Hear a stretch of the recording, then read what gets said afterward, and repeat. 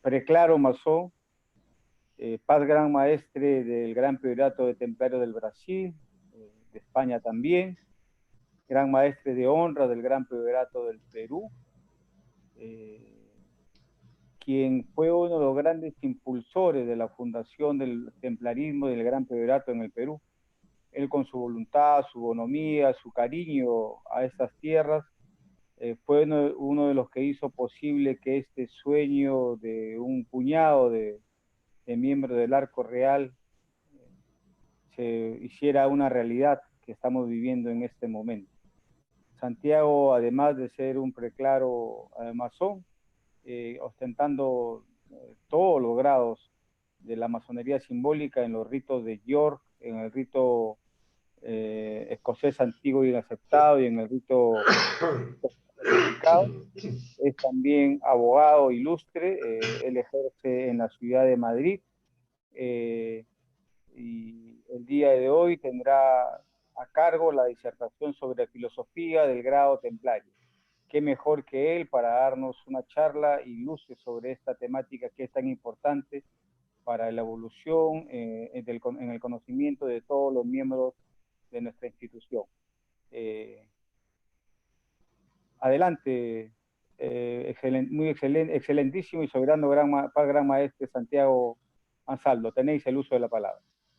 Muchísimas gracias, eminentísimo y supremo gran maestro, caballero Javier Humberto Ortega Carrasco, Gran Cruz del Temple, eminentísimo pasado, gran maestro, caballero Iván Tantaleán Rojas, Gran Cruz del Temple y primer y fundador, gran maestro del Gran Priorato de Perú, y grandes oficiales, caballeros comendadores y caballeros todos. Es un gran honor el poderme dirigir a todos, intentando aportar alguna luz sobre un tema muy poco debatido, esa es la verdad.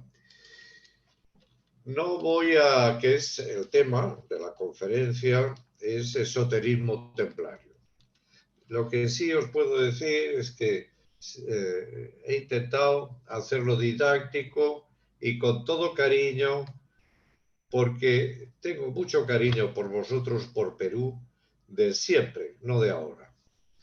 No voy a tratar en esta conferencia el análisis de los hechos históricos. Lo que realmente me ha interesado particularmente es que la élite iniciática del Temple contactó en Tierra Santa y en España con representantes cualificados del esoterismo islámico y judío.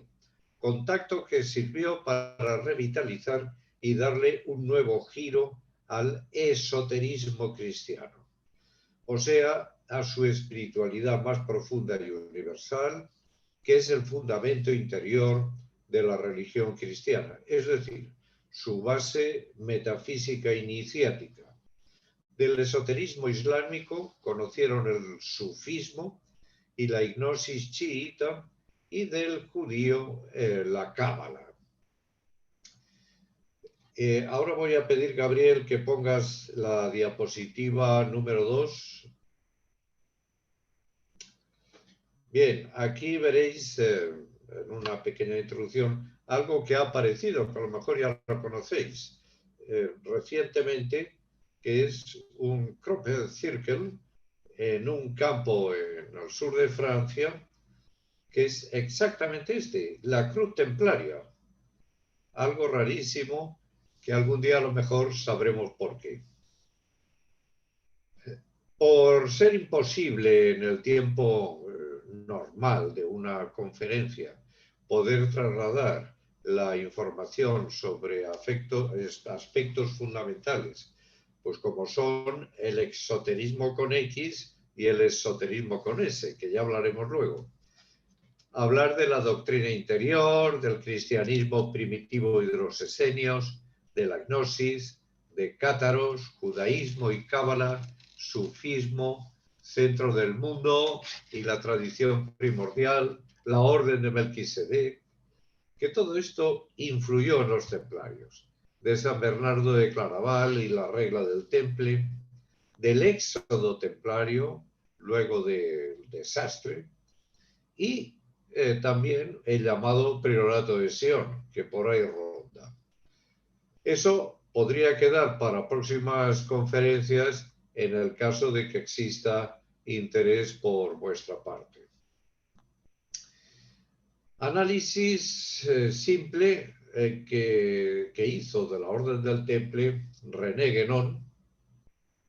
René Guénon, como supongo que todos sabéis, fue el metafísico más importante que ha tenido el siglo XX, masón. Tiene una vida un tanto conturbada, de cristianismo pasó a musulmán, de musulmán pasó al hinduismo, pero vaya, es un referente claro de la metafísica y en gran parte de teología. Podemos hablar de la asociación llamada Fede Santa, de la que Dante Alighieri aparentemente fue uno de los jefes, y que fue una organización terciaria, una tercera orden de los templarios. De la doctrina de Ibn Arabi, de él derivaron, según René Guénon, y yo acredito que así fue, varias de las principales órdenes iniciáticas del Islam, las de mayor jerarquía y las más cerradas, las cuales se relacionaron en el siglo XIII con las órdenes de caballería, no solo con los templarios, pero especialmente con ellos, lo cual explica el aparente influjo de las doctrinas de Ibn Arabi en la Divina Comedia de Dante Alighieri. La función iniciática de la caballería del Santo Grial o de los guardianes de la Tierra Santa, símbolo del centro espiritual principal de su época, fue Jerusalén. Guénon destaca especialmente la misión templaria de mantener el vínculo entre la tradición primordial, que luego hablaremos, y las tradiciones secundarias derivadas. Y dado el contexto de la Edad Media, la forma exterior de una orden de monjes y caballeros parece que era la más idónea para permitir relacionarse con algunas organizaciones orientales iniciáticas. Disculpar. Las relaciones fueron extinguiéndose con esas otras tradiciones de forma gradual y fue la Fede Santa o los fieles de amor, la propia Masení del Santo Grial, no lo confundáis con masonería, porque era el conjunto de academias que trabajaban cada una sobre temas tan variados como el ser, la alquimia, la tradición y las tradiciones en general, el estudio comparado de las religiones, la magia y los rituales, las creencias divinas y la cábala. Así como no nos podemos olvidar de los rosacruces.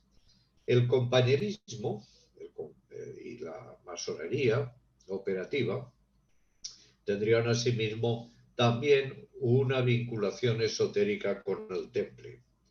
El grito de guerra de los templarios, que era «Vive Dios, santo amor», siendo el amor la vía más apta para los casitrillas, guerreros, que era la orden religiosa y militar de los hindúes. Y tuvo un contacto también directo con los templarios. El control ejercido por la autoridad espiritual sobre los aspectos económicos hasta la extinción de la Orden del Temple, y debemos señalar que tenía portadores de símbolos tradicionales, escogidos incluso entre aquellos que se presentan con un significado profundo. No olvidemos la moneda de dólar, por ejemplo, en la actualidad. Parece que después de la destrucción del Temple, los iniciados del esoterismo cristiano se reorganizaron, de acuerdo con los iniciados del esoterismo islámico, para mantener dentro de lo posible el lazo que aparentemente había sido roto tras esta destrucción.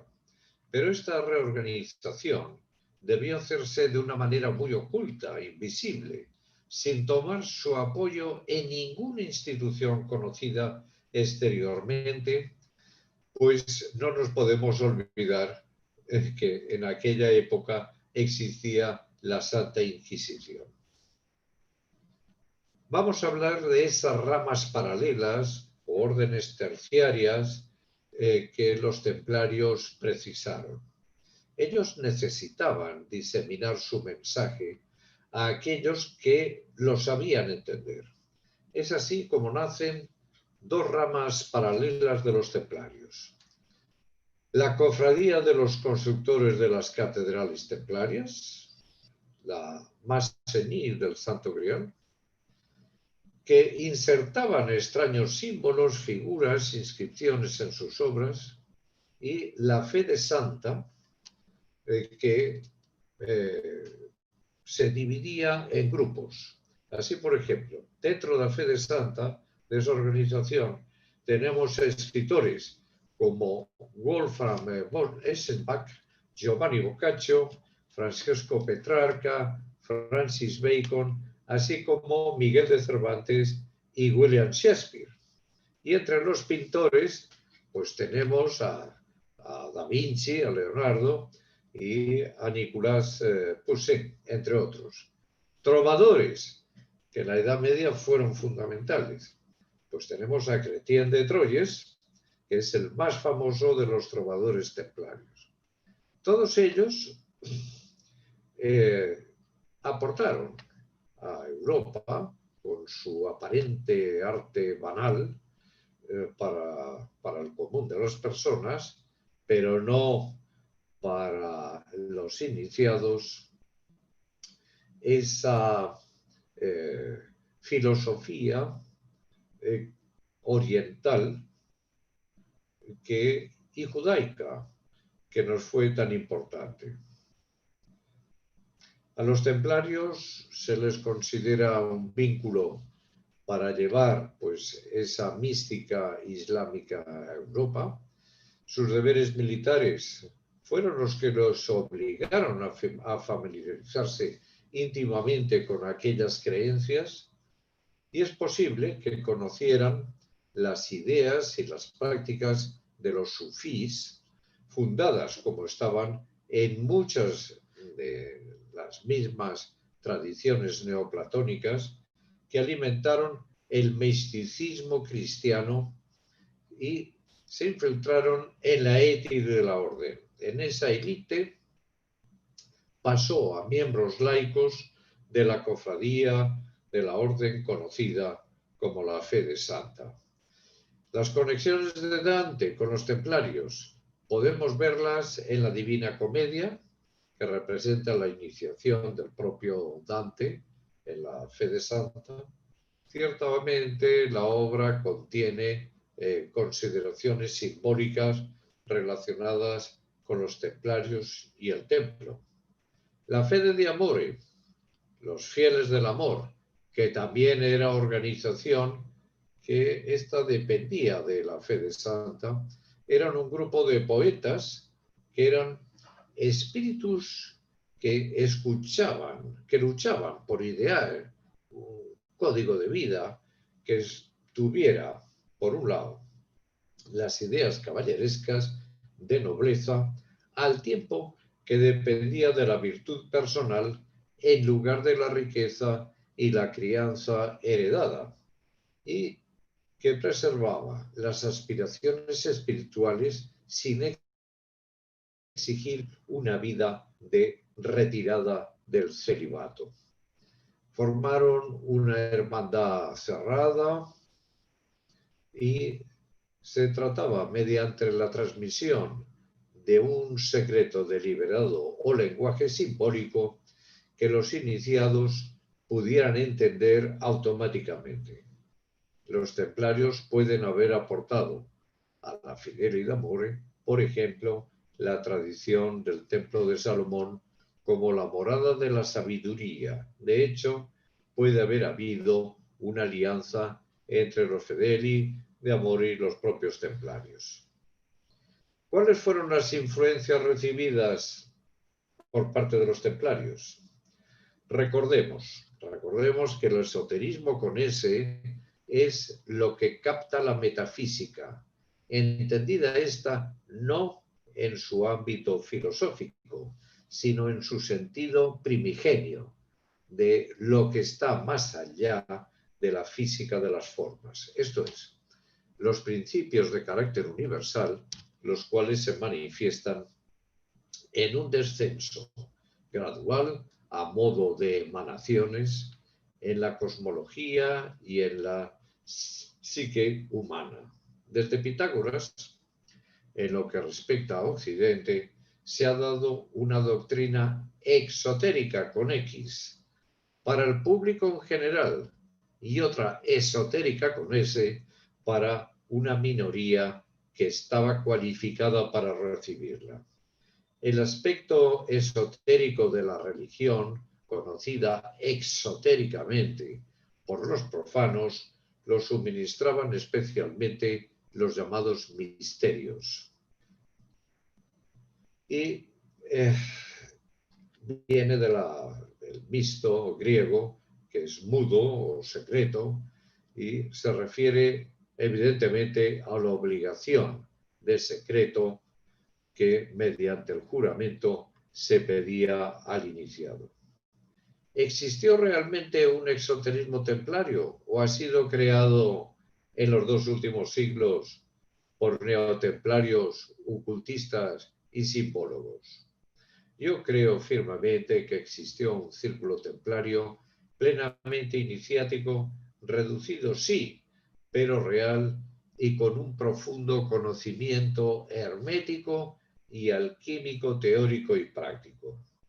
El temple, esto es así, y visto así, aparece como un instrumento eficaz para aplicar en los reinos cristianos europeos y medievales una cosmovisión iniciática en la que diferentes arquetipos del inconsciente colectivo, usando la terminología de la psicología de Jung, pudieron plasmarse fácilmente en el último estilo románico y en el gótico de las catedrales, pero también en la literatura caballeresca del ciclo arturiano griálico.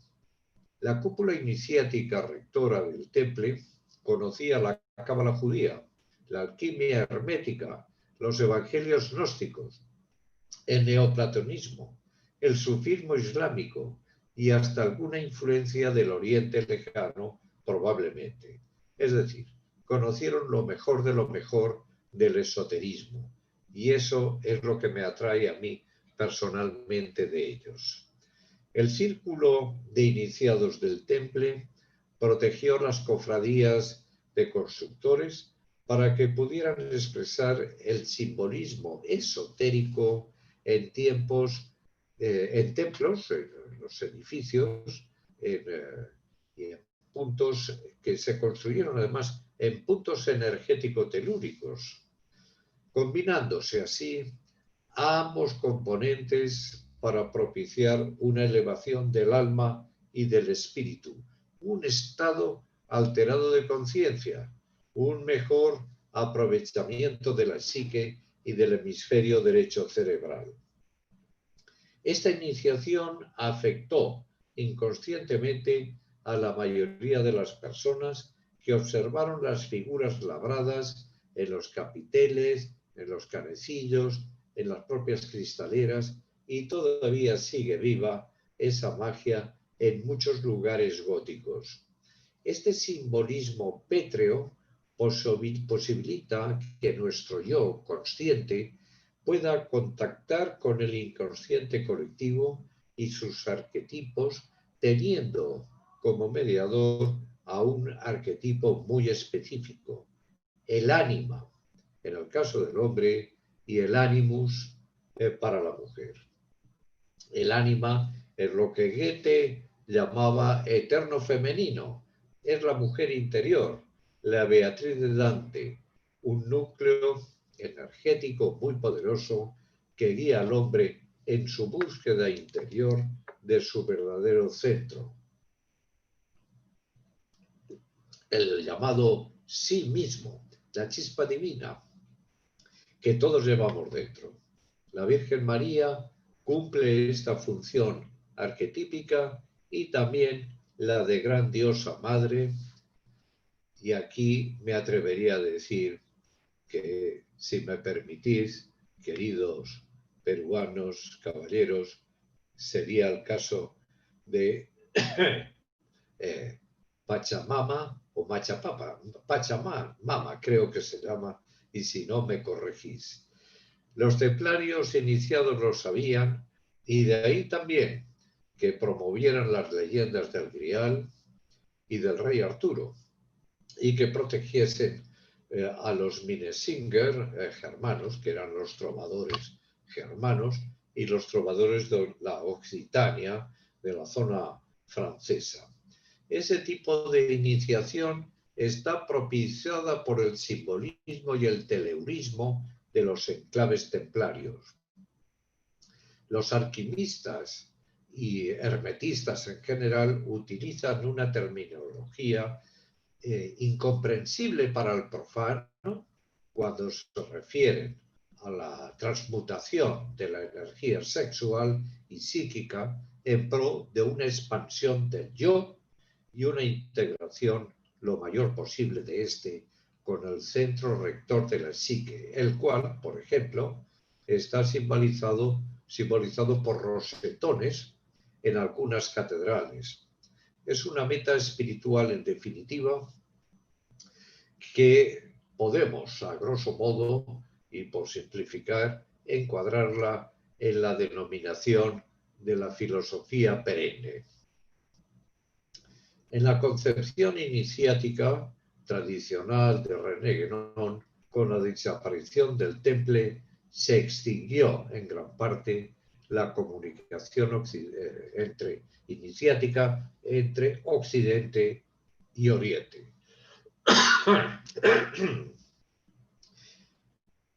Hubo influencias islámicas y judías en el esoterismo cristiano. Esto no cabe la menor duda. Podemos poner la diapositiva 8. Hay que diferenciar dos cosas: exoterismo, religión, lo hemos dicho, y esoterismo, metafísica y cosmología, esoterismo y religión. Todos sabemos que el exoterismo, tanto en el cristianismo como en el islam, tiene su fundamento o base en el judaísmo, pero el vuelco religioso que todos hacen después los van alejando del mismo hasta el punto de constituirse en sendas religiones autónomas y bien diferenciadas del judaísmo. Así, por ejemplo, para los judíos, Jesús de Nazaret es un hereje. Para los cristianos, el Hijo de Dios, una de las personas de la Santísima Trinidad, y para el Islam sunita es, tras Mahoma, el segundo gran profeta del Islam. Respecto al esoterismo, la cuestión se diluyó mucho, puesto que las tres tradiciones parten de un mismo tronco, al que los esoteristas llaman tradición primordial, el tronco común, siendo por tanto adaptaciones de esa tradición primordial que se adecuan a unos pueblos y culturas determinados en unas épocas concretas. Para situarse en el contexto esotérico medieval, hay que entrelazar los tres esoterismos que lo haremos a continuación. En las tradiciones que en Occidente calificamos como grandes religiones, hemos dicho que existe la enseñanza esotérica, que siempre es oral y que se da a conocer gradualmente a una élite espiritual de iniciados, y luego hay una doctrina escrita, que es la exotérica, en la que se incluyen normas de obligado cumplimiento, que es pública y para todos. Así, para entendernos, un ejemplo. En China, el confucianismo es exotérico y la doctrina interior es esotérica, que es el taoísmo. En el judaísmo, su esoterismo se ha expresado a través de la cábala, mientras que en el Islam se ha hecho por medio del sufismo suní y de la hipnosis chií. Esoterismo y exoterismo doctrinalmente son complementarios. Ahora bien, el esoterismo es el elemento principal que le otorga su razón de ser al exoterismo. El esoterismo es el espíritu y la doctrina esotérica es el alma y su ley exterior, su derecho canónico. Es el cuerpo en correspondencia analógica especialmente con los tres mundos, cielo, atmósfera y tierra. Tal complementación entre uno y otro se plasma entre los auténticos iniciados en un cumplimiento fiel de los deberes religiosos y de sus ritos, sobre los cuales se apoyan para el desarrollo gradual de la iniciática, durante la cual se les transmite una enseñanza tradicional. Obviamente, el mismo rito no tiene el mismo efecto para un iniciado que para un creyente exotérico. Y esto se debe a que el iniciado, por formar parte de una cofradía hermandad, ha sido impregnado por una bendición o influencia espiritual de origen divino. Esta influencia espiritual es fundamental en toda iniciación. Por tanto, el objeto primero de la iniciación es retomar el centro del estado de ser humano, recobrando el estado paradisíaco primordial y desde allí ascender el árbol de la vida por el eje del mundo hasta el ser de seres, Dios, y después a lo no manifestado, la divinidad, desde donde se sigue ascendiendo como hombre universal o perfecto hasta alcanzar la liberación mediante la identidad suprema con lo divino, con el principio absoluto. Por eso la tradición hindú dice que Dios se halla en el centro, allí donde los radios de una rueda se juntan con el eje. Vamos a ver el Islam. Ahora, hermanos, veamos el choque frontal que reciben los templarios cuando de la tradición islámica se les dice que el Islam es la culminación de la revelación divina entre los pueblos del libro, es decir, hebreos, árabes, sabeanos, mandeanos y cristianos. Mahoma, se les dice, será el último de los grandes profetas y también el último legislador sacro. Según el Corán, Jesús, que se le considera un gran profeta, nacido de María, a la que los musulmanes también tienen por virgen, pero que no dice los musulmanes que Jesús no murió en la cruz, que en su lugar fue crucificada otra persona que por un milagro de Alá se parecía físicamente a Jesús, especialmente en el rostro. Por su parte, la élite iniciática del Temple, en contacto con sufís gnósticos y chiís, pudo conocer interpretaciones esotéricas sobre Jesús, del que habla el Corán, y seguramente fue informada acerca de otras consideraciones. Debió ser duro para ellos en un primer momento, pero continuemos. Sufismo. Seguimos en el Islam. Es la inmersión interna y el aspecto espiritual del Islam. A veces se describe como misticismo islámico. Los practicantes del sufismo han sido referidos como sufís. ¿Eran acaso los templarios del Islam?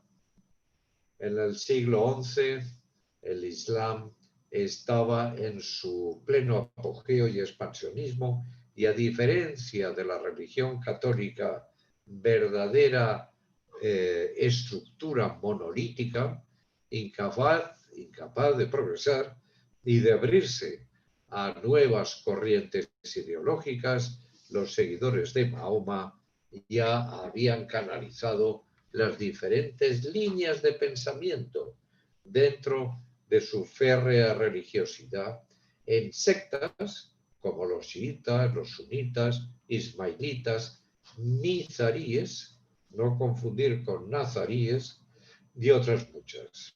Una de ellas, quizá la más famosa entre los siglos XI y XII, que acabo de nombrarla, la de los nizaríes, dentro de la corriente religiosa de los ismailitas, fueron conocidos como los Assassins. De ese nombre con el que se conoció a esa secta, deriva en casi todos los idiomas modernos la palabra asesino, pero es un craso error, porque quiere decir exactamente bebedor de hachís, nada que ver con los asesinos. Los asesinos entraron pronto en el mundo de las leyendas y en todas partes fueron considerados unos mercenarios. La persona que puso en funcionamiento a esta célula de religiosos guerreros fue Hassan ibn Sabah, conocido como el Viejo de la Montaña. El Viejo de la Montaña se le atribuían curaciones milagrosas, así como poderes ocultos y artes esotéricas, y el personaje se convirtió en un mito viviente. Los Assassins llegaron a tener un gran poder que pronto se les dio el nombre en Occidente de templarios del Islam, porque como los caballeros cristianos eran una orden religioso-militar con una estructura perfectamente organizada.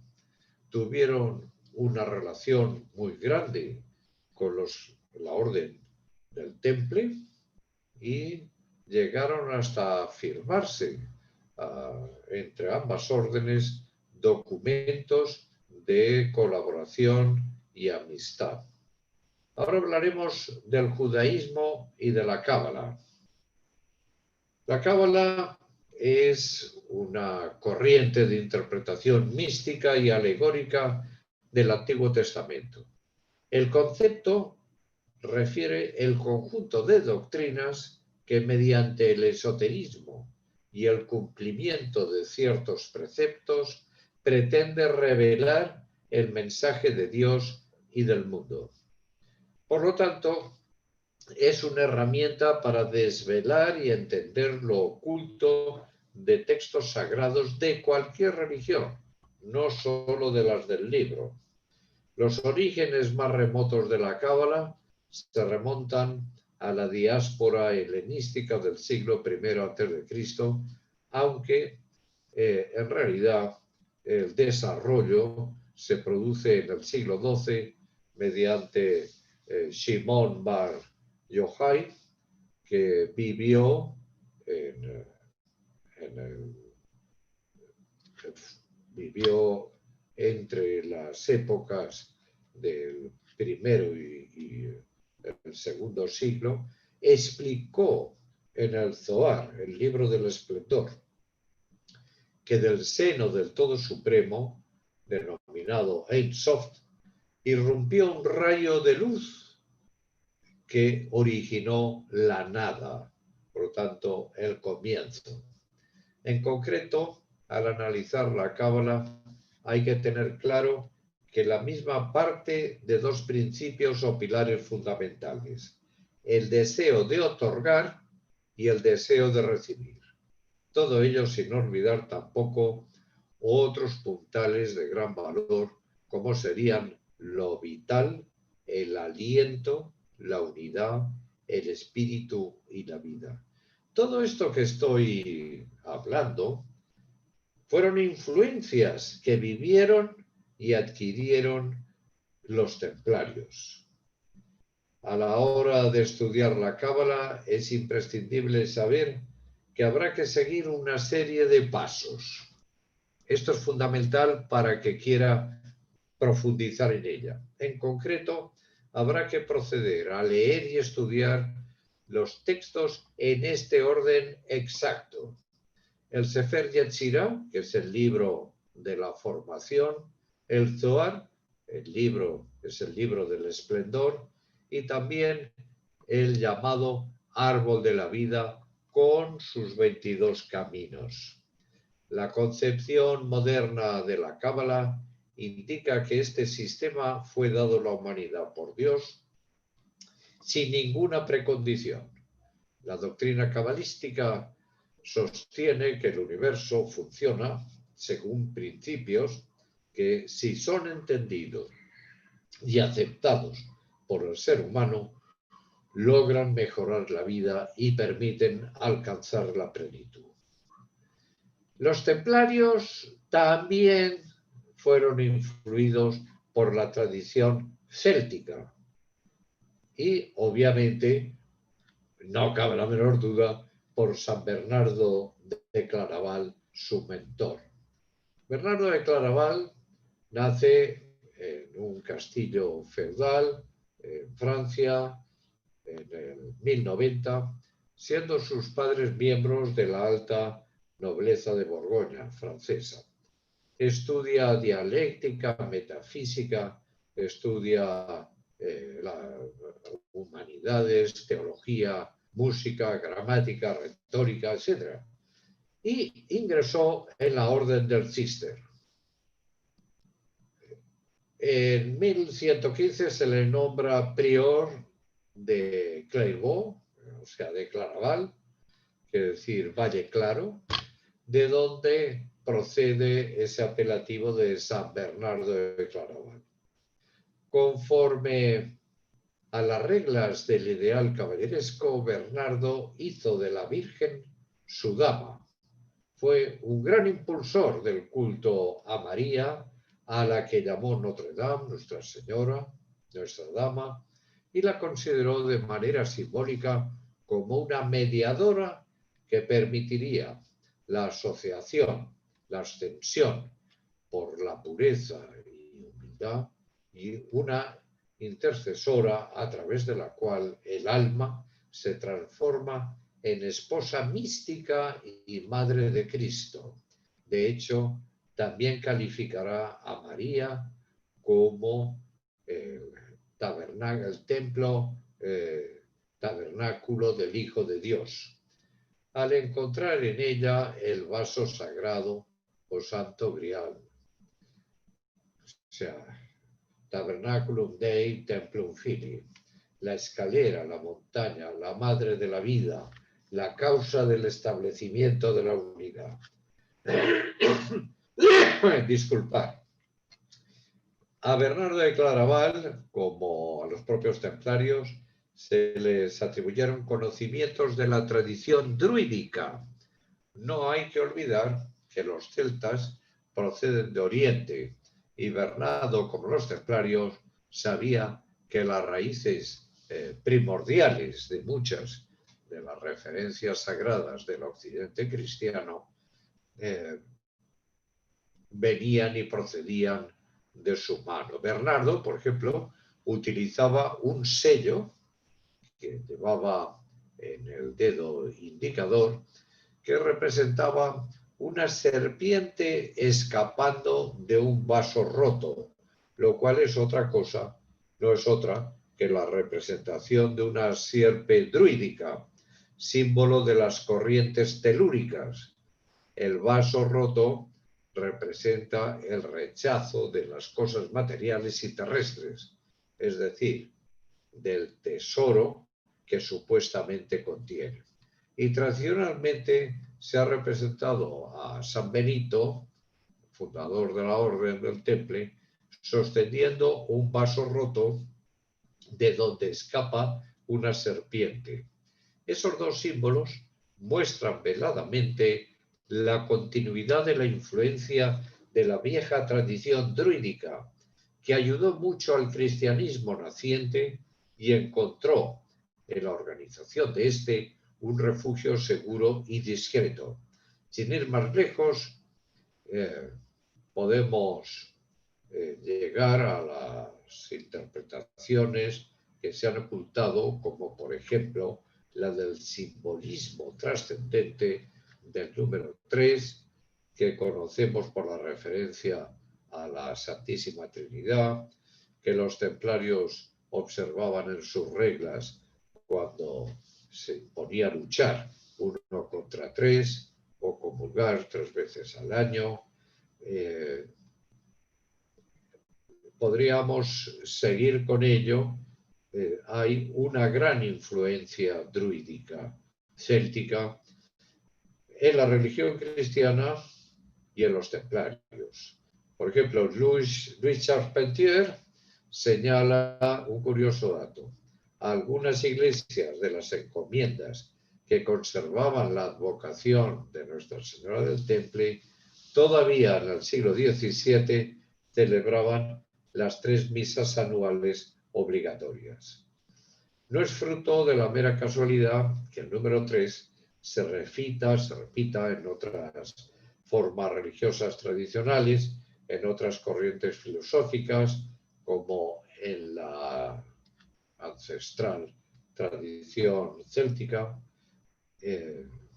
y San Bernardo y los templarios, como muchos otros sabios cristianos, comprendieron que si el verbo de Dios ya era en el principio, y siendo este la raíz primordial de toda revelación y manifestación divina entre los hombres, Cristo, como encarnación del verbo, no era otra cosa que el fruto final y más sustancioso del árbol de la vida, símbolo del estado inmaculado de la humanidad libre de corrupción y pecado original. La vida de San Bernardo proporciona episodios que la asocian a esa tradición céltica y, por ejemplo, hay algo que se conoce poco, pero en 1148 San Bernardo recibe las últimas palabras del obispo irlandés de Armagh, Malachi Mogoir, más conocido como San Malaquías, autor de las profecías referentes al linaje de los papas. Sostener que Bernardo de Claraval bebió de las fuentes del arte celta y de la doctrina de la Iglesia céltica no es una mera especulación, para nada. Su padre,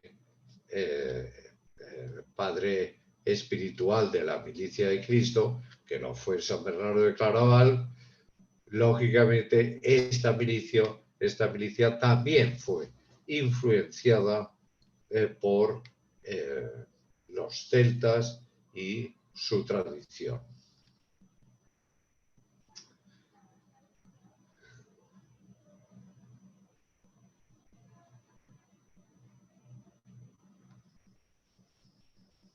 En España, la relación entre muchos de los enclaves templarios y la tradición celtibérica de los mismos es innegable.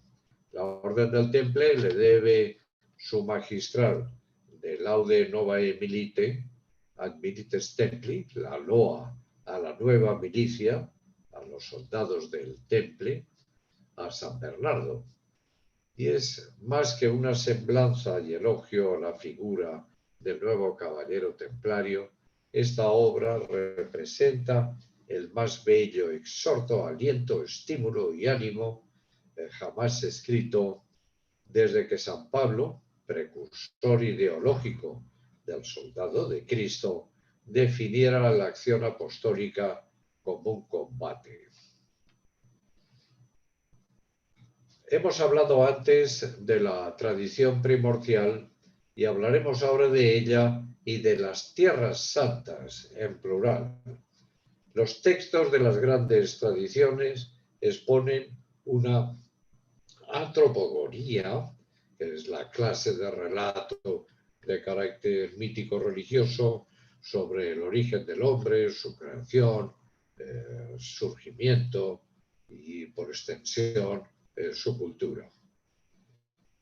Opuesta al evolucionismo darwinista y postdarwinista, la humanidad era perfecta en su inicio, en el paraíso, en su estado primordial, y a medida que se fue alejando del mismo y por consiguiente del centro espiritual interior, fue perdiendo la gnosis, el conocimiento metafísico y sus aplicaciones cosmológicas y humanas. Paralelamente, las indefinidas posibilidades del ser en su estado de existencia humana, que estaban actualizadas en el paraíso, se han ido reduciendo hasta alcanzar el estado actual en que se encuentra sumergida la humanidad, en el que todo lo vinculado con la materia ha alcanzado grados de desarrollo inmensos a través de la técnica y ciencia profanas, mientras que espiritualmente los occidentales nos hallamos actualmente en una desacralización general. En el Zohar, escrito en 1270 en Guadalajara, en España, el cabalista esotérico judío Moisés de León se refería al estado primordial y a su pérdida en estos términos. El paraíso en la tierra, como reflejo del paraíso celeste, es considerado por el esoterismo como el centro espiritual supremo, la tierra santa primordial, que se ha ocultado a los ojos de la casi plena totalidad de la humanidad y a la que no se puede acceder, aunque retornará cual Jerusalén celeste al final del actual ciclo humano.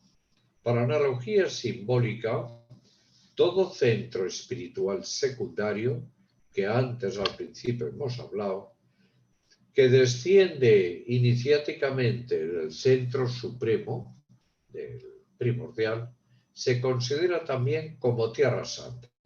Al respecto, René Guénon dice, del testimonio concordante de todas las tradiciones se desprende claramente una conclusión, la afirmación de que existe una tierra santa por excelencia, prototipo de las demás tierras santas, centro espiritual al cual los demás centros están subordinados. La tierra santa es también la tierra de los santos, la tierra de los bienaventurados, y es la tierra de la primordialidad donde todas estas expresiones son equivalentes, y hay que añadir la de la tierra pura, que Platón aplica precisamente a la estancia de los bienaventurados. La tradición primordial, llamada así, es el manantial de la sabiduría del que fluyen todos los centros espirituales o iniciáticos.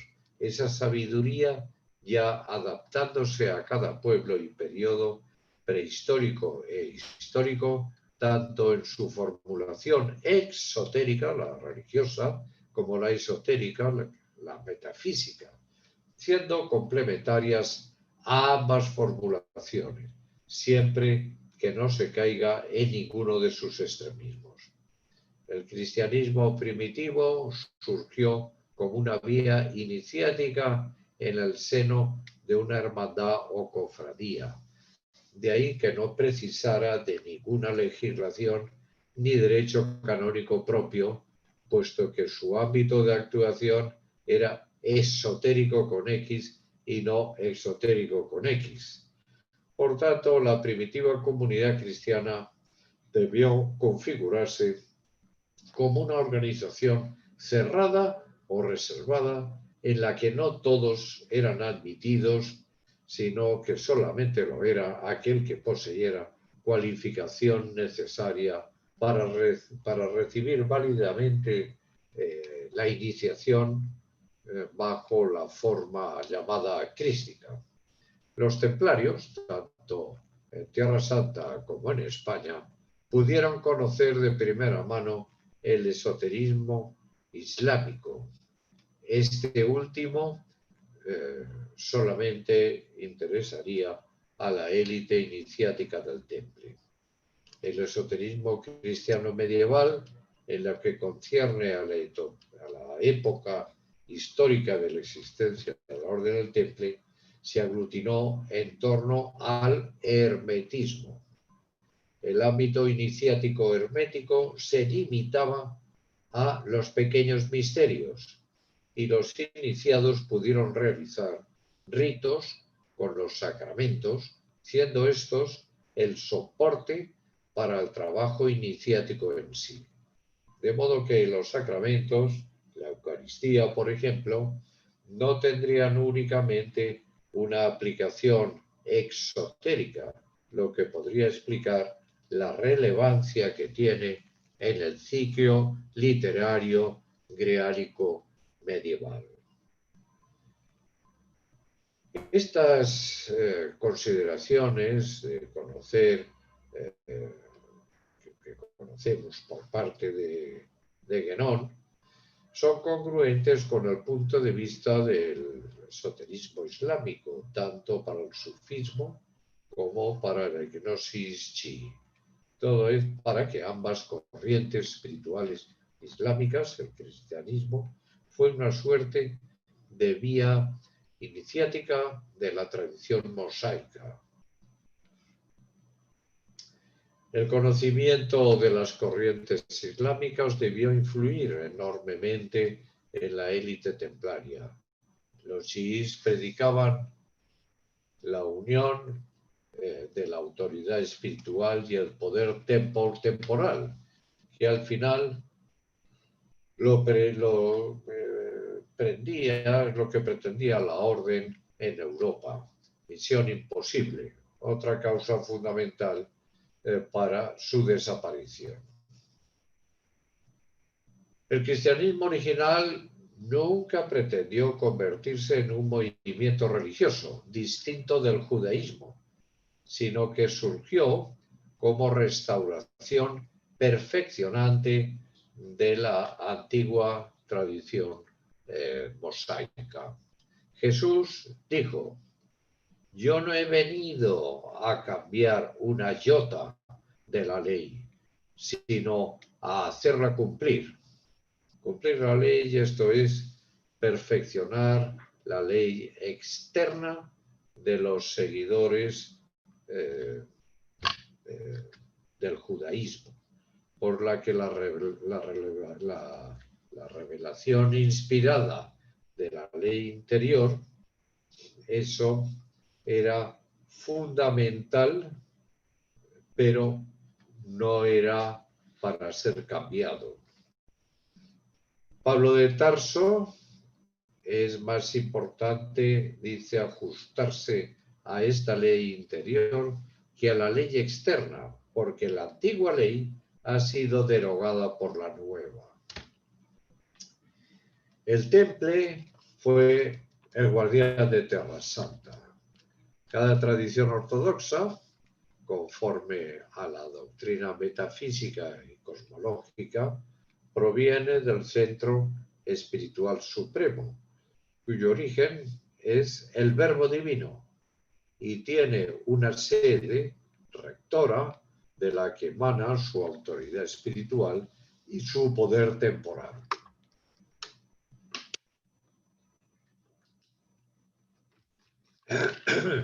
Esta sede tiene diversas denominaciones. Se puede llamar Centro del Mundo, Tierra Santa, Centro Espiritual, etc. En lo que respecta al esoterismo judío y cristiano, la principal Tierra Santa pues es el territorio conocido como Palestina y obviamente Jerusalén.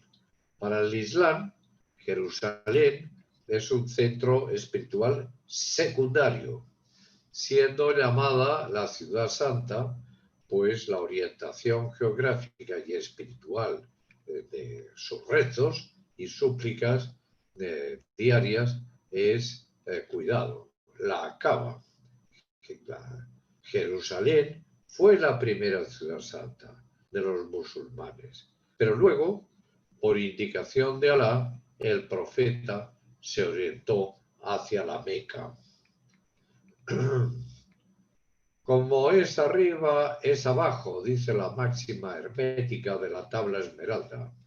La jerarquización de los estados múltiples del ser y las correspondencias cosmológicas con sus principios metafísicos originan una red de redes de simbolizaciones entre el macrocosmos, que es el universo, y el microcosmos, que es el hombre, que se expresa en algunos arquetipos a modo de círculos concéntricos.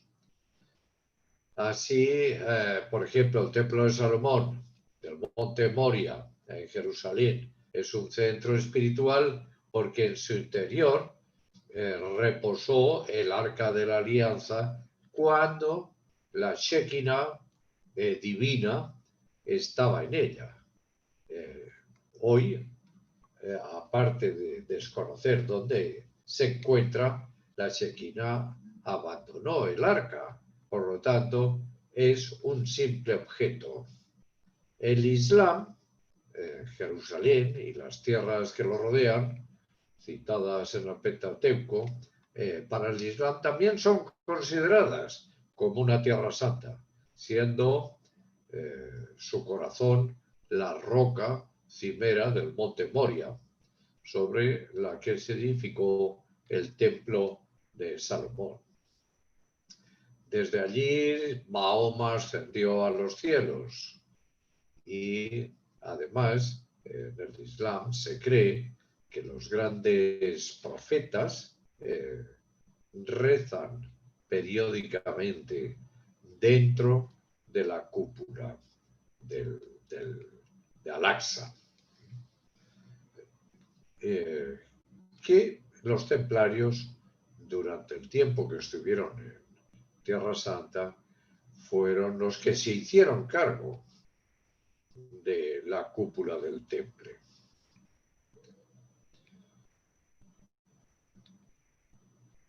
Hay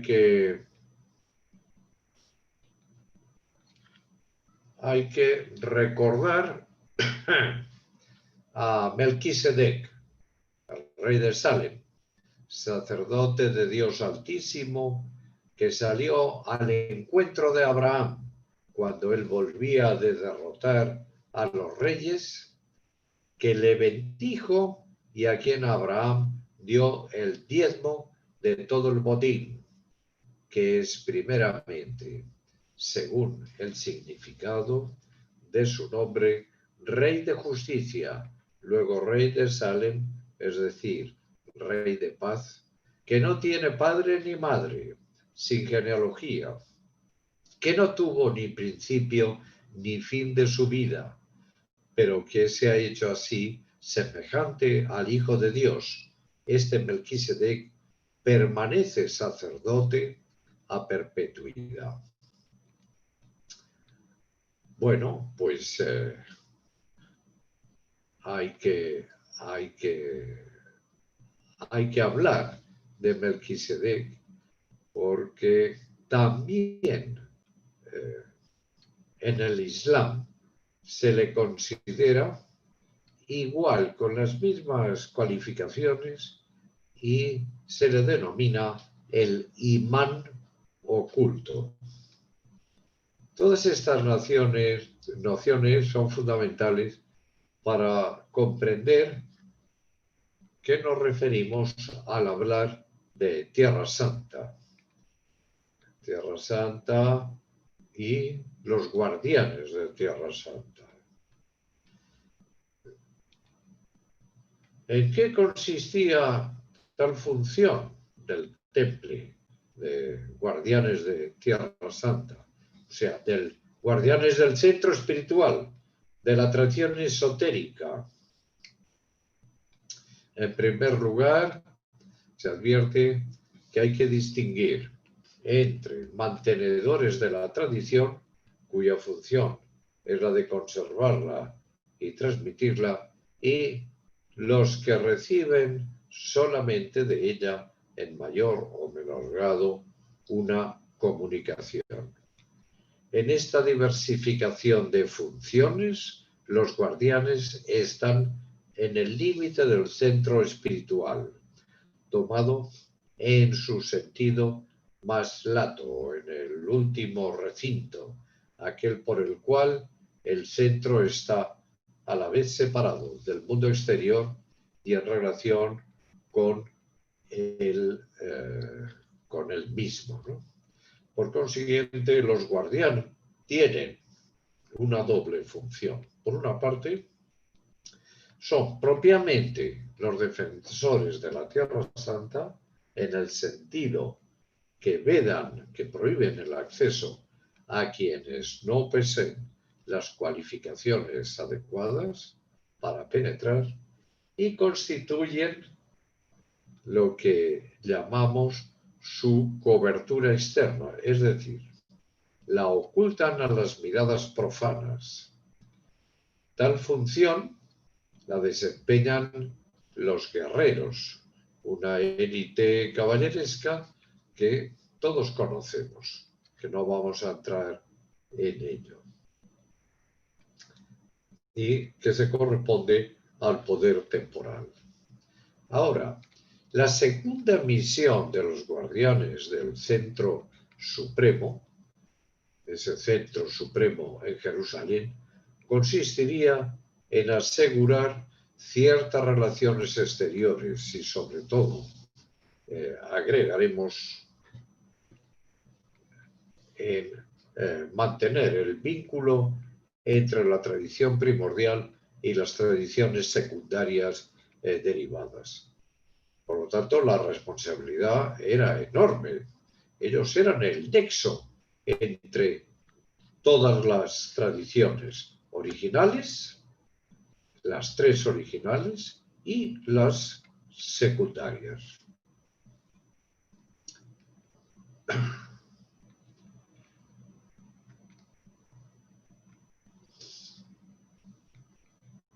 En la enseñanza iniciática tradicional ya hemos dicho que es oral y, por tanto, no vamos a encontrar textos templarios iniciáticos porque no existen, ni han existido nunca, ni existen en ninguna tradición, los propiamente ritos iniciáticos.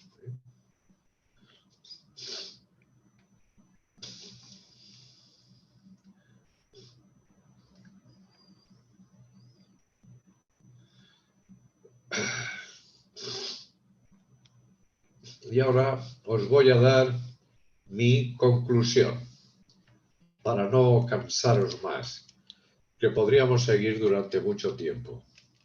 Los templarios necesitaban diseminar su mensaje a aquellos que lo sabían entender y, por otro lado, tenían que ser crípticos, pues no olvidemos a la Inquisición como arma del extremismo religioso, no olvidemos a los intereses del poder papal y de su curia, no olvidemos al poder profano medieval y a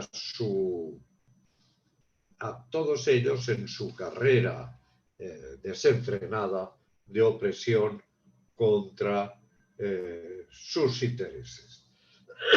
Todo aquello que podía suponer un peligro para sus intereses era absolutamente sacrificado. La fe de Santa, en sí misma, estaba dividida en tres secciones. Los escritores, conocido como Fedeli d'Amore, ya hemos dicho que ahí estaba Dante Alighieri, y ahí cuando, por ejemplo, la obra de la Divina Comedia se habla de beatífica, se está refiriendo a la Orden del Temple. El número 9, por ejemplo, recurrente, se usan símbolos cristianos, judíos y musulmanes para señalar el camino desde el infierno al cielo, nombrándose a los templarios y a Jacques de Molay. Y por último, ¿sería coincidencia que Dante Alighieri se encontrara con Jacques de Molay una semana antes de su arresto y que presidiera una de las primeras audiencias en contra de los templarios y que además asistiera a su ejecución en la hoguera? La Divina Comedia traza el plan maestro templario con muchas otras obras provenientes y dando detalles.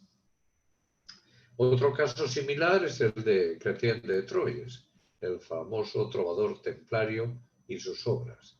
En definitiva, estando la orden muy extendida, con un gran poder económico y militar, dependiendo de ella la mayoría de los reinos europeos y habiendo tenido durante décadas las influencias descritas, seguramente la cúpula tenía una visión ecuménica de las religiones del libro, con fuerte influencia del helenismo. Pues no olvidemos que Occidente conoce los importantísimos textos griegos gracias a los traductores árabes, siendo muchos asalariados del Temple. Este conjunto haría que se pensara en crear un sistema seguramente teocrático en Europa y dirigido por la orden, aunque bastante liberal. Lógicamente, era imposible. Como ha acontecido siempre en la historia, los adelantados a su tiempo tienen corto trayecto y en este caso se enfrentaban a la Iglesia, a la nobleza feudal y a los grandes intereses económicos y de poder. Su fin estaba totalmente predeterminado. Gracias por todo, hermanos, y disculpar si me he prolongado.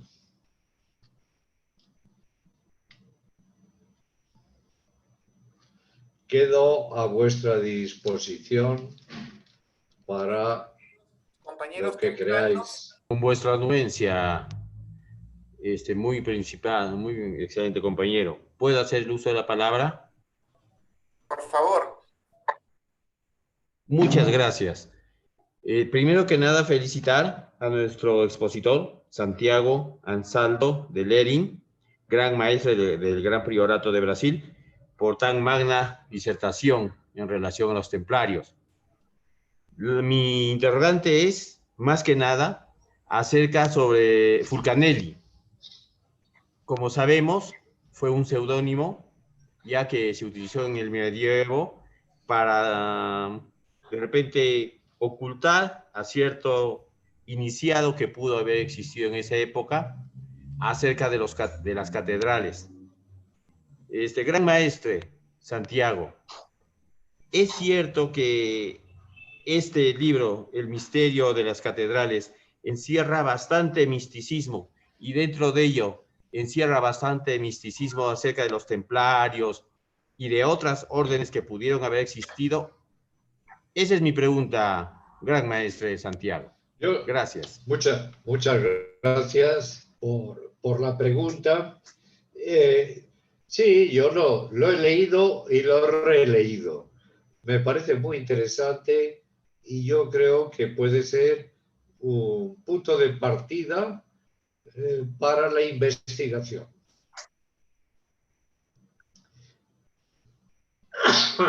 La pena es que en Perú pues no hay catedrales góticas de aquella época, porque entonces sí se podría seguir la investigación de una forma más cercana.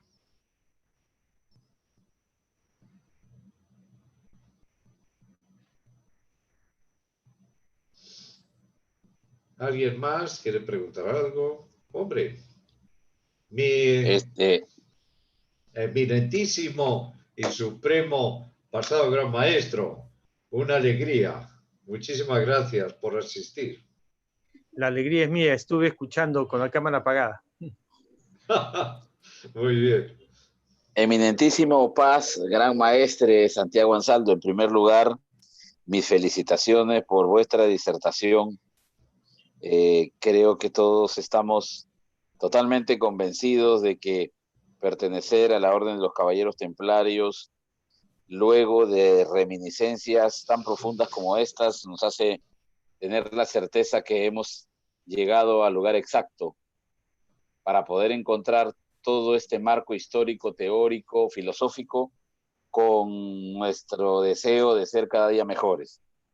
Mi pregunta está orientada, visto el misticismo y el aura de misterio que tienen los caballeros templarios a lo largo de la historia, después de haberos escuchado, las diferentes fuentes de las cuales se nutren los caballeros templarios por su trabajo en el espacio geográfico y en las diferentes realidades para la época en que existieron, podríamos decir que estamos ante un sincretismo. Finalmente, toda esa riqueza simbólica y filosófica de los templarios, en ella convergen diferentes vertientes, no solamente religiosas, sino también de teorías y comportamientos de otras realidades en las cuales ellos subsistieron, a pesar de que la denominación poco menos por parte de la curia romana y del Papa era que eran guardianes de la Iglesia. Bueno, obviamente mi opinión, mi criterio, no cabe duda, la élite, o sea, no se puede decir los templarios, la élite de la Orden del Temple, claro que sí, que buscaba y practicaba el sincretismo religioso. Esto es algo clarísimo, porque si hubieran sido extremistas, por ejemplo, cristianos, pues no hubieran tenido relación con el viejo de la montaña, con los sufís, no, con los propios cabalistas. Por lo tanto, sí practicaban el sincretismo religioso. Por otro lado, hay cosas fundamentales con los templarios. Lo mismo que he dicho muchas veces en la masonería simbólica, lo he dicho en las órdenes nuestras, y es que tenemos que olvidarnos un tanto del show teatral que hacemos cuando celebramos ceremonias. Hay que hacerlo bien, y hay que hacerlo para formar una egrégora, sí, todo correcto. Pero es muchísimo más importante esa demostración externa, o es mucho más importante el estudio de realmente lo que significa ser templario, o ser cristiano, o ser de la religión que sea. La parte iniciática, esa es la que importa. Es la que nos va a llevar a practicar el camino de la tradición primordial, de la perfección hacia la perfección en este mundo materialista en el que vivimos. No sé si he respondido a tu pregunta totalmente. Sí, muchísimas gracias. Indudablemente, la respuesta ha recogido las interrogantes que tenía, porque en muchos casos la presentación de la Orden de los Caballeros Templarios pasa fundamentalmente al haberse convertido en una orden religiosa bajo la tutela de los primeros papas y tutela directa por razones eminentemente de posicionamiento organizacional y también económica. Se puede leer en muchos de los autores más serios que habían recogido muchísima información de algunas otras confesiones religiosas con las cuales tenían relación, ¿no? Entonces, sí, queda más claro. Muchísimas gracias. Por último, yo diré una experiencia personal mía. Por motivos profesionales, pues a partir de los 30 y pocos años, me tocó viajar por el mundo. Y no solo Europa, Asia, América, y durante bastantes años. Eso hizo que mi mente se abriera. Tomé contacto con otras culturas. Conocí a miembros pues de la religión budista, por ejemplo, o hindúes, o de otras religiones. Y eso hace que empieces a reflexionar. Y sí entiendas, como lo entendemos todos, vosotros también, el ecumenismo. Tenemos que ser ecuménicos. Somos todos hijos de Dios. No hay aquí más de un Dios, solo hay uno. Y todos somos hijos de Él. Entonces seamos ecuménicos, que es lo que supongo, que porque no estaba yo en aquella época, que la élite templaria logró discernir después de recibir las influencias de otras tradiciones. Fueron 200 años, no fue unos viajes como los míos, fueron 200 años de impregnación, de estudio, de reflexión. Por lo tanto, sigamos el camino. ¿Alguien más quiere preguntar alguna cosa?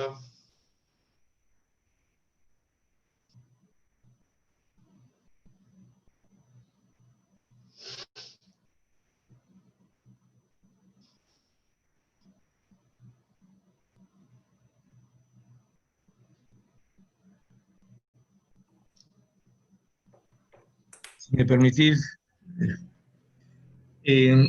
estaba leyendo una parte de todas las religiones en las cuales decía, bueno, los primeros cristianos no tenían templo para adorar. Es más, los gobiernos se oponían a hacer templos para no centralizar, digamos, una semilla de poder. El mayor argumento que se dice es que Dios tiene a todo el mundo como su templo. El universo es su templo. Y entonces, ¿por qué erigir templos a alguien que obviamente no le pertenece una parte, sino el todo? ¿Qué argumento podrían tener los templarios para seguir llamándose como tales? ¿Por qué? ¿Por qué? ¿Por qué dices seguir llamándose templarios? Templarios, exacto. Vamos a ver. En realidad, nosotros somos los que los llamamos templarios. Ellos eran la orden de los pobres caballeros de Cristo. Lo que pasa que como se fueron a Palestina y se les dio la zona del templo donde había estado el templo de Salomón, pues oye, pues sí, mira, son los caballeros de la orden del temple, de la orden del templo, pero no es su verdadero nombre. El verdadero nombre de los templarios es la orden de los pobres caballeros de Cristo. Esa es su denominación. Pero familiarmente, pues todos nos llamamos templarios.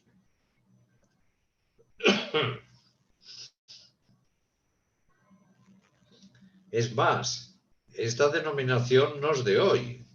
La denominación templarios viene de la época medieval, de la época que todavía existían. A los hospitalarios, bueno, pues se les llamaba hospitalarios y se iban llamando hospitalarios, pero no se llamaban hospitalarios.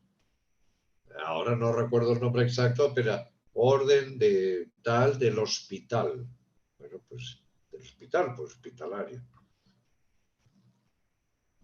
Siempre nos gusta hacer reducciones, muchas veces, y dando apelativos hasta las personas, a las cosas. Dime. No, gracias. Era justamente para saber que en alguna forma nos identificamos como estudiosos de lo que corresponde a la búsqueda de la verdad, ¿no? Y lógicamente Pues sí, tendríamos que tener un nombre para identificarnos. Gracias. claro, nada. Un placer, un honor.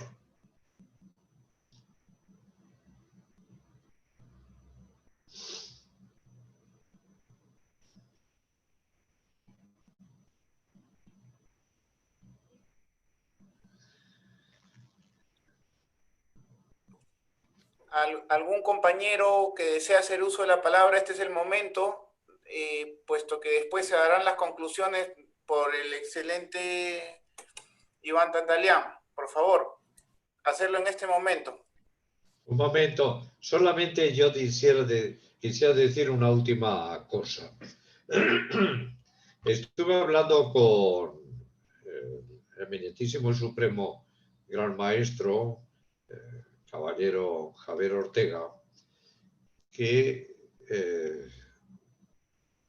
había hecho un trabajo sobre la chacana y hablando con él, pues se podía hacer una similitud con la cruz templaria y a lo mejor hasta con el árbol de la vida. A mí me había enviado un trabajo sobre este asunto hace bastante tiempo. Javier lo había perdido, no lo encontraba yo tampoco, pero al final lo encontré ayer y se lo envié. Y le he propuesto, si tiene a bien, dar pues una conferencia sobre este asunto porque me parece muy interesante. Y entramos también en el sincretismo religioso, que es lo que importa a la humanidad. Muchas gracias.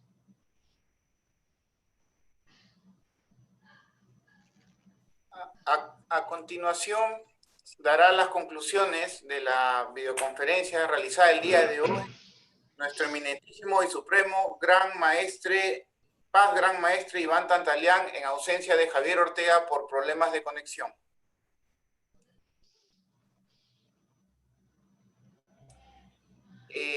Eminentísimo Iván deberá activar su micrófono. Muy bien, muchísimas gracias, caballero templario Gabriel. Yo quería decir que sería un poco vanidoso pretender hacer conclusiones de un trabajo tan brillantemente expuesto y además que no soy el que lo ha hecho. Entonces concluir sería un poco atrevido y osado. Lo que sí puedo hacer es emitir algunas opiniones con respecto a una exposición tan clara, completa también en información, y que nos hace ver que los templarios eran mucho más que una simple orden encargada de vigilar los caminos que los peregrinos tenían que atravesar para llegar a la Tierra Santa de la Europa. No olvidemos nosotros que en el siglo XII, principio del siglo XII, se inicia un proceso de aculturización, una suerte de crisol del conocimiento iniciático, místico, sobre todo en la parte sur de la Francia, ¿no? Y también en parte de España, importantísima, en la que se juntan distintas tradiciones y comparten su conocimiento y lo fortalecen. Tenemos así pues que están los Rosacruces, tenemos por ejemplo a los templarios, tenemos a los gnósticos, a los bogomiles, a los cátaros, ¿no? Y en ese sentido quería decir yo que en la actualidad, por ejemplo, hay un grupo hay escuelas cátaras que viven todavía o que se desarrollan en la zona de Europa, en las que ellos tienen un concepto del templarismo bastante particular. Ellos dicen que los caballeros templarios eran una orden iniciática y que inicialmente eran formados por hombres puros espiritualmente.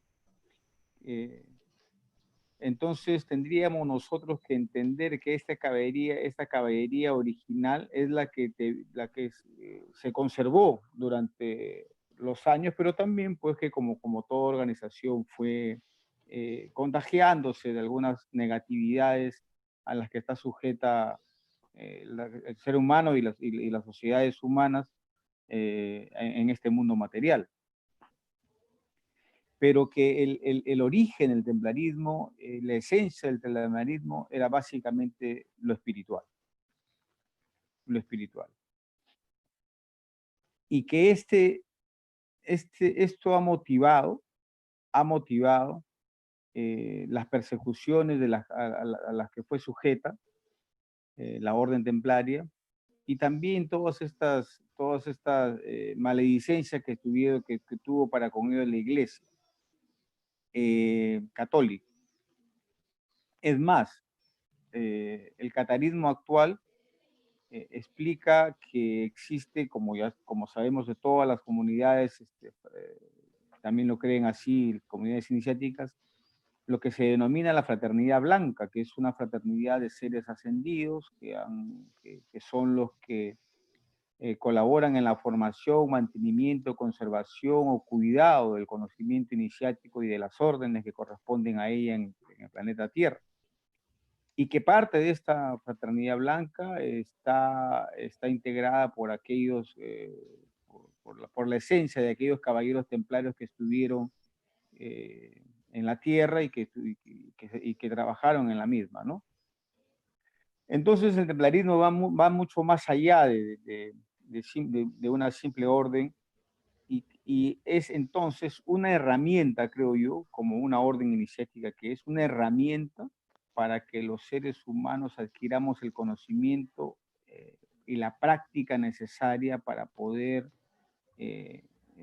no iniciar, sino continuar con mayor voluntad y con mayor eficacia el camino de la reintegración. Es decir, que finalmente todas las sociedades iniciáticas entienden que el ser humano es una deidad dormida, si cabe el término, y que nos enseñan la forma, o nos acompañan también en desarrollar la forma, el camino, para que nosotros podamos despertar esa deidad y podamos finalmente reintegrarnos al lugar que realmente nos corresponde. Yo quería agradecer a Santiago, quería agradecer profundamente su exposición, que ha sido del agrado seguramente de todos los caballeros templarios, y esperamos que en una próxima oportunidad también pueda continuar con este trabajo. Hoy día hemos quedado también cortos en pretender entender, porque se han hecho atisbos nada más de lo que es, por ejemplo, el catarismo, el rosacrucismo, el cabalismo, lo que es la gnosis, ¿no? Todos estos, y etcétera, etcétera, todos estos caminos limpios y puros a los cuales ha tenido acceso la humanidad como un medio, como una herramienta de progreso espiritual. Muchas gracias, Santiago, muchas gracias, caballeros templarios, por su participación, y hasta una próxima oportunidad. Bendiciones para todos. Muchísimas gracias por tus palabras, y quedo a disposición de todos, porque soy un hermano más. Hay que colaborar, hay que ayudar, hay que cambiar ideas, que es lo que nos hace grandes. Gran abrazo. Un gran abrazo a todos. Igualmente, gran abrazo. Un fuerte abrazo a la distancia. Un abrazo. Un fuerte abrazo. Gracias. Fuerte abrazo. Un fuerte abrazo. Hasta luego. Muchas gracias. Gracias, Santiago. Muy bien, buenas tardes. Buenas tardes a todos. Buenas tardes. Un abrazo y muy buenas tardes y hasta luego. Gracias, gracias. Muchas gracias, Santiago. Gracias. Gracias. Santiago, por ahí saludando a César Bazán. Sí. Por ahí lo estoy viendo. César, un gran abrazo. Acá estoy. Un gran abrazo. Muchas gracias. Muchísimas gracias, César. Felicitaciones por la exposición. Gracias. Muchas gracias, amigos. Buenas tardes. Esa